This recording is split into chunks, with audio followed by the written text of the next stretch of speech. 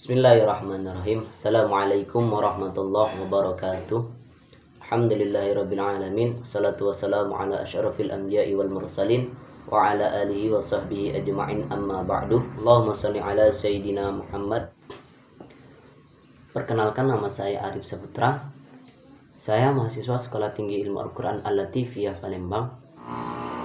Saya sekarang sedang menempuh perkuliahan semester 4 Prodi Ilmu Al-Quran dan Tafsir. Baiklah teman-teman dan penonton sekalian, di video kali ini saya membuat bertujuan untuk memenuhi tugas ujian tengah semester mata kuliah Takhrijul Hadis.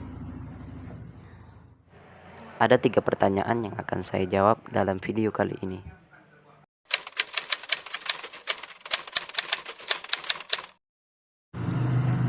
Oke, latar belakang penelitian hadis itu ada beberapa faktor.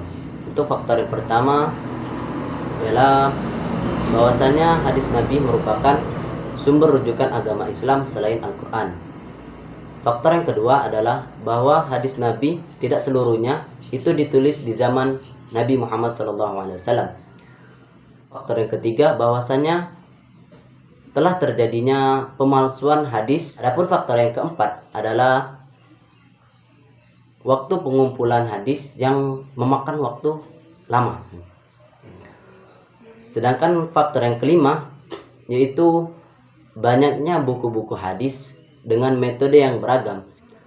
Yang keenam yaitu bahwasanya telah terjadinya periwayatan hadis secara makna.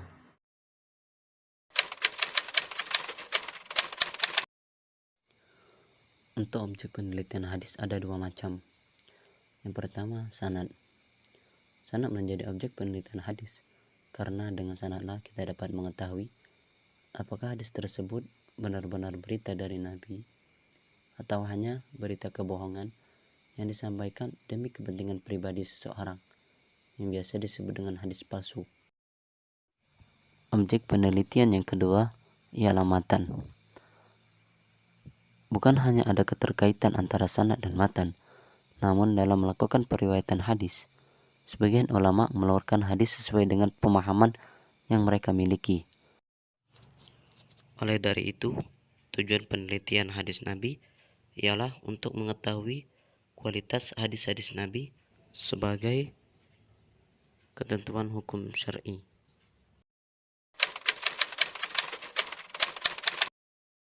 Ada beberapa langkah yang harus diperhatikan dalam melakukan penelitian hadis Nabi. Yang pertama, takhrijul hadis. Para ulama menetapkan takhrijul hadis sebagai tahap awal dalam melakukan penelitian hadis Nabi. Karena dengan takhrijul hadis ini akan dilakukan penelusuran terhadap hadis yang akan diteliti, bersumber dari kitab-kitab atau buku yang asli, di mana di dalamnya dikemukakan secara lengkap sanad dan matan hadis yang akan diteliti tersebut.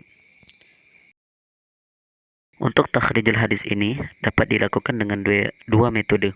Pertama, takhrijul bil lafzi dan takhrijul bil maudhu'i. Untuk selanjutnya, langkah yang kedua yaitu melakukan i'tibar ataupun membuat skema sanad.